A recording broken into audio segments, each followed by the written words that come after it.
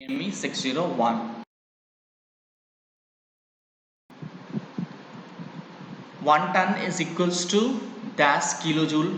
So correct answer is 3.5 kilojoule per. Next question है कि heat removal capacity of 1 ton of refrigeration is equals to कितना. So the correct answer is 210 kilojoule per minute. Next question is what is the SI unit of refrigeration? So the SI unit of refrigeration is kilojoule per second, or simply we call it as watt, kilowatt. Next question is what does 1 ton in refrigeration mean? So it's ये जो question है directly आपके definition पे है.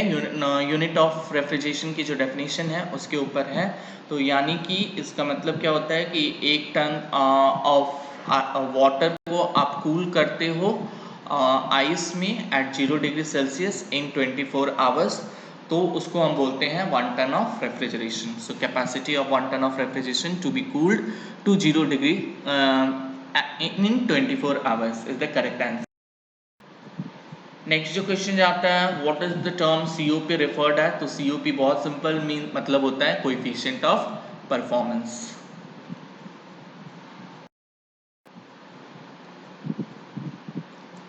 फिर जो चाह रहा है if the condenser and the evaporator are this and this respectively then the reverse Carnot cycle का क्या होगा. तो फॉर्मूला क्या होती है इसकी जो फॉर्मूला होता है वो होता है heat absorb temperature at the evaporator divided by temperature at the condenser minus temperature at the evaporator. So correct answer क्या होगा इसका 100 होगा. ये 100 divided by 150 divided by 100 that will be how much, that is 10 divided by 50 that will be equal to 100 divided by 50 that will be equal to 2. तो इस type की जो छोटे छोटे क्वेश्चंस हैं आपको COP निकालने के लिए इस टाइप के क्वेश्चन आप एक्सपेक्ट कर सकते हो फर्स्ट यूनिट में. तो आपको मैं सजेस्ट करता हूं कि इस टाइप के जो स्मॉल क्वेश्चन है उसको आप प्लीज़ प्रैक्टिस करें. ज़्यादा से ज़्यादा जो क्वेश्चन होता है वो प्रैक्टिस करें, इससे आपको डायरेक्ट क्वेश्चन आता है यहाँ से, और एक बहुत इंपॉर्टेंट क्वेश्चन यहाँ से बन के आती है. आप प्लीज़ इसके ऊपर प्रैक्टिस कीजिए. नेक्स्ट क्वेश्चन अगेन आता है कि COP है तो COP of reverse Carnot cycle 2 है, तो ratio of lowest to highest temperature क्या है. तो फॉर्मूला जो अभी आपने लास्ट न्यूमेरिकल में देखा था वही फॉर्मूला लगा के आपको जो करेक्ट आंसर आएगा 1/3 आएगा. तो अगेन मैं आपसे रिक्वेस्ट करना चाहता हूँ कि जो COP ऑफ रेफ्रिजरेशन वाली न्यूमेरिकल्स होते हैं उसको आप मैक्सिमम से मैक्सिमम प्रैक्टिस करें.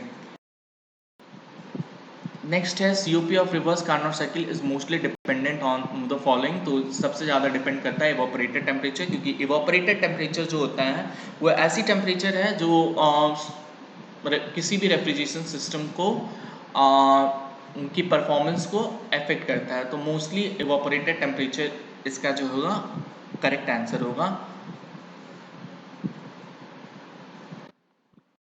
फिर आपका जाता है कोएफिशिएंट ऑफ परफॉर्मेंस क्या है, हमेशा ग्रेटर देन 1 आना चाहिए और हमेशा ग्रेटर देन 1 ही होता है.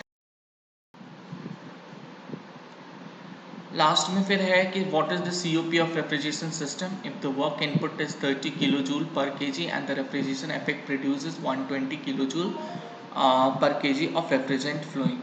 तो इसका COP ऑफ रेफ्रिजरेशन सिस्टम क्या होता है कि वो COP ऑफ रेफ्रिजरेशन सिस्टम क्या होता है कि इसको हम डिफाइन करते हैं refrigeration effect divided by work output. इसको आपको क्वेश्चन को घुमा भी सकता है और यहाँ पे आपको क्वेश्चन कुछ इस तरह से दे सकते हैं कि अमाउंट ऑफ हीट एब्जॉर्ब भी दे सकता है क्वेश्चन में, या फिर अमाउंट ऑफ हीट एक्सट्रैक्टेड दे सकता है, या फिर कैपेसिटी ऑफ रेफ्रिजरेशन दे सकता है, या अमाउंट ऑफ रेफ्रिजरेशन प्रोड्यूस देता है. तो ये इसका सेम मीनिंग होता है रेफ्रिजरेशन इफेक्ट का, और इसको डिवाइडेड बाय वर्क डन जो होगा वो आपको क्या करते हैं COP निकालेगा. तो प्लीज़ थोड़ा सा इस चीज़ को आप नोटिस कर लें यहाँ पे, इस चीज़ को आप नोटिस कर लें यहाँ पे कि ये इम्पॉर्टेंट होता है. तो प्लीज़ आप इस चीज़ को बहुत अच्छे तरीके से आप देख लो. फिर जो क्वेश्चन आता है what is the term relative COP referred in the terms of refrigeration. So term relative COP refer करता है actual COP divided by theoretical COP। So option number A correct है। फिर क्वेश्चन आता है for reverse refrigeration system that works on the reversible Carnot cycle having vapour as a refrigerant which one of following is not a process. तो इस case में आपको reverse Carnot cycle की जो चारों प्रोसेस है वो पता होना चाहिए और उसको आप क्लियरली देख लेना। तो आपको पता है कि रिवर्सिबल कार्नोट साइकिल में एडियाबैटिक प्रोसेस नहीं होता है, तो इसका डायरेक्ट आंसर है एडियाबैटिक प्रोसेस नहीं होगा। तो एडियाबैटिक जो वर्ड है वो गलत है। इसके लिए आप यहाँ पे ये जो साइकिल है जो हम लोगों ने क्लास में डिस्कस किया है उस साइकिल को आप प्लीज़ बुक से देख लेंगे। आपकी जितनी भी साइकिल है सिलेबस में उस साइकिल को बहुत अच्छे तरीके से आपको प्रोसेस पता होना चाहिए, उसके पीवी डायग्राम पता होना चाहिए, उसके टीएस डायग्राम पता होना चाहिए। प्रोसेस को बहुत अच्छे तरीके से आप एक बार देख लेना, ठीक है। तो यहाँ पे आप देख सकते हो कि सारे आइसोथर्मल या आइसेंट्रोपिक प्रोसेस होता है, इसीलिए वो जो आंसर था वहाँ पे adiabatic process was not the it. फिर यहाँ पे आता है कि कोएफिशिएंट ऑफ परफॉर्मेंस। तो कोएफिशिएंट ऑफ परफॉर्मेंस क्या होगा? Heat absorb divided by heat rejected minus heat absorb. तो ये आपका करेक्ट आंसर है यहाँ पे क्वेश्चन नंबर 13 का ए। आप एक बार क्वेश्चन को पढ़ लें। अगर आपको लगता है कि हम क्वेश्चन के बीच में टाइम ज़्यादा ले रहे हैं, कम ले रहे हैं, तो आप उसको पॉज करके भी क्वेश्चन को एक बार पढ़ सकते हैं। फिर आपका जाता है कि the refrigeration system T1 and T2 as the lower and higher temperature respectively, then what is the value of COP of refrigeration system working on the reverse Carnot cycle? So COP क्या होगा? इसका अभी भी हम लोगों ने discuss किया कि lower heat absorb divided by heat rejected minus heat absorb. तो ये होता है। तो उसी के रेस्पेक्ट में अगर हम टेम्परेचर के टर्म्स में लेंगे तो lower temperature divided by higher temperature minus lower temperature. तो ये है आपका करेक्ट आंसर, इसका ऑप्शन है। नेक्स्ट क्वेश्चन आता है what is the equation between the efficiency of heat engine and COP of heat pump. So it will be a reciprocal. It is reciprocal and the correct answer is B. So what is the for the system working on reversible Carnot cycle, what is the relationship between COP of refrigerator, that is COPR, and heat pump? So the correct answer is, what will be the correct answer? So COP of refrigeration is equals to COP of heat pump minus 1. So or we can say it COP of heat pump is equals to COP of refrigeration plus, well, common cycle is known as, so well, column cycle is known as reversible Bertrand cycle or Joule cycle. So you must remember this.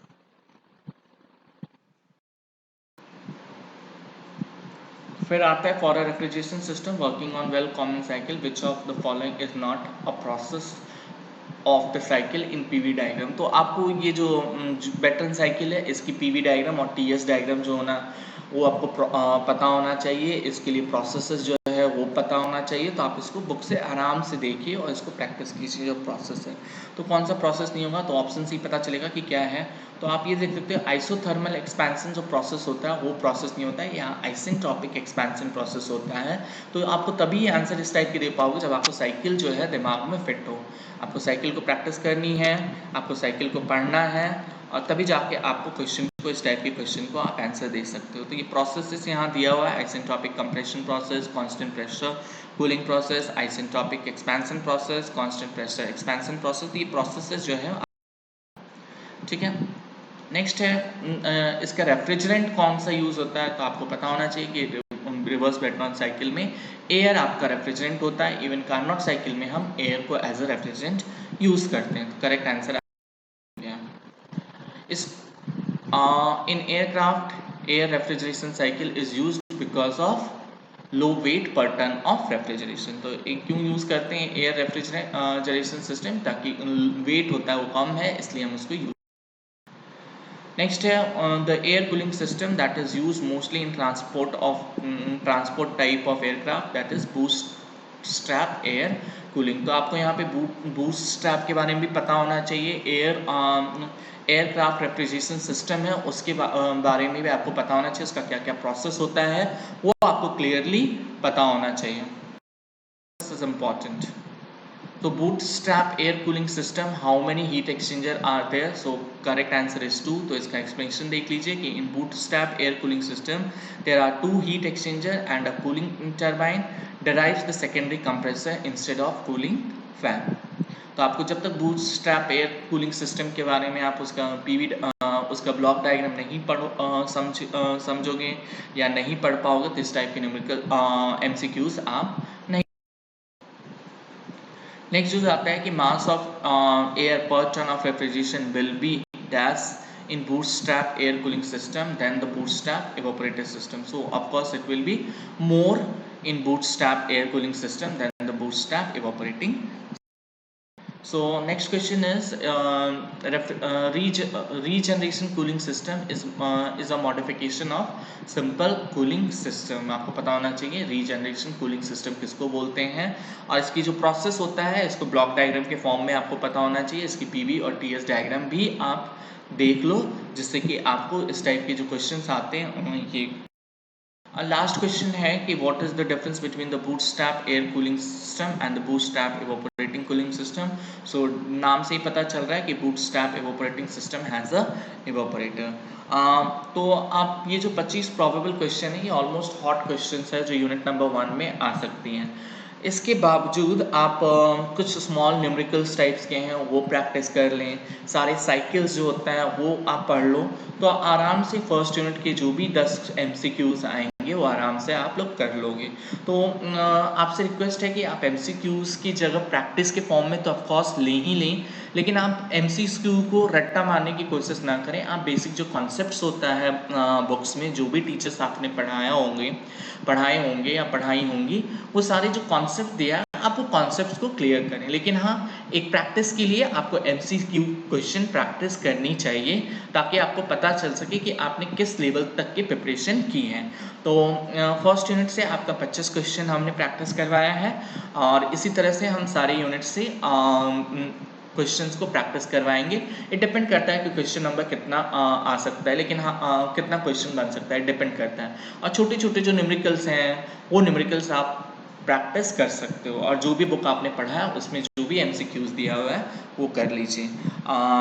Thank you so much for having patience in listening my this MCQs. Thank you so much.